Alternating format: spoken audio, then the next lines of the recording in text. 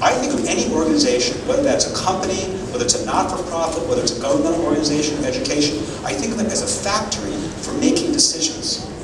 So you might think you make iPads, you may think you drill or explore for oil and gas, or you move trains around.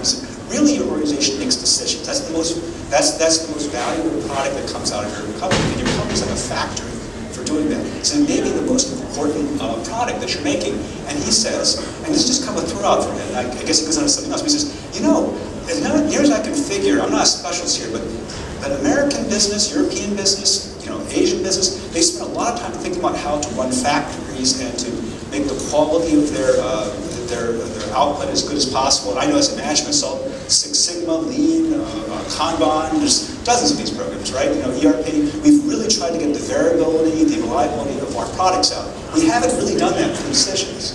So if you buy this analogy that our companies are at some level factoring on decisions, where are the quality control systems? Where are the tools, the metrics to improve, to measure the quality of our decisions? And we have a lot of very smart people up in Washington right now, a lot with PhDs, and a lot of analytics. They're looking at exactly the same data, and in many cases they're coming to 180-degree different conclusions about what the data tells them.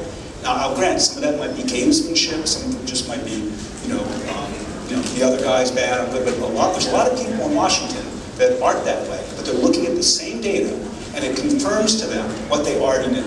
We should raise this, we should lower this, we should go forward, we should go back, we shouldn't do anything. And so that's the confirmation bias. So what's optimization? Optimization is the GPS on your phone or your car, because it's saying, where do you want to go, and then I'm going to give you some recommendations on how to get there. A lot of people that talk to me say, this is great, and I've seen these pyramids and blah, blah, but we're not ready for optimization. We'll get there someday. And I'm thinking, man, I hope you start looking for it now. Because a lot of times optimization answers something that you really were asking for here. So for example, when I want to know how many miles that I have to running out, that's not an intellectual or an academic question. It's a practical question. I am late. I'm barely going to make it, but do I have enough gas to get there? So do I have to pull over? Or can I just fill up on the way back? So you know what? This thing can't tell you that. This thing actually can. It knows the route you're going to take.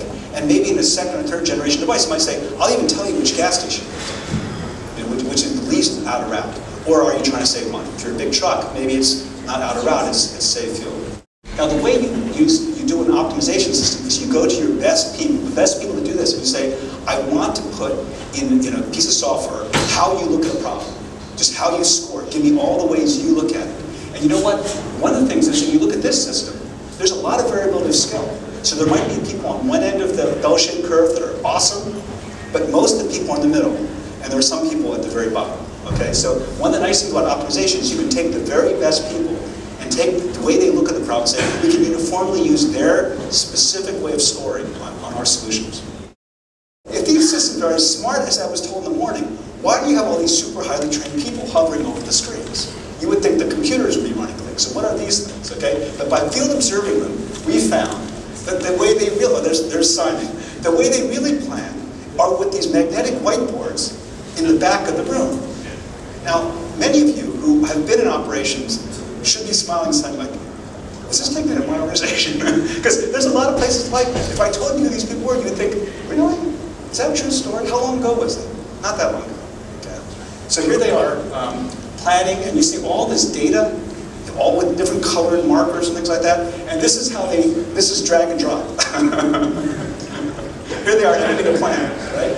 Okay, and then what they do, then they key it into the system. And the smarts in the smart system it has all these business rules. And they'll tell you, oh, you can't do that.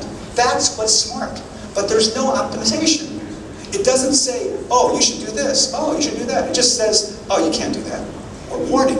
And like most people, if it says warning, you just say, are you sure you want to do this? Yes. Should you want to do this? Yes. Should you want to do this? Yes. They only stop when it says, you can't do this. In fact, what these guys have learned in every operation I've ever been in that knows this, how to override that error. So if you put 999, there's always a shunt, right? Because they wanted something and they couldn't get the budget to do it, so someone figured out a backdoor, and until that gets fixed, that's the way to shunt. So anyhow, so the smarts are how, are not really optimization, even if they swear to you it's optimization. Do we have to wait for project, or can we improve decision-making with the data we have right now? Right now.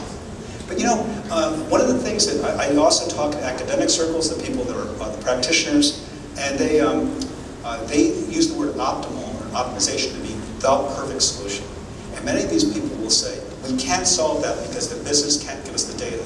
You know what, guys? The business will never be able to give us the data. When we can collect things at every second, there'll be another reason why that's not good enough. It's going to be a bar that's going to always move up. There won't be a time when we say, we now have the data. It's not the data, it's data. There'll always be better. Just ask a Wall Street firm. You know, it used to be that 1 millisecond was the cutoff line between fast and slow. You know, now it's a microsecond. I mean, light travels about this far. I mean, they're always upping the bar. You know, so I think it's more of an attitude. It can be an excuse. Oh, we got to wait till that project's over, or we don't have the data. You have people right now making decisions, presumably with data. Why don't we take the data they're using?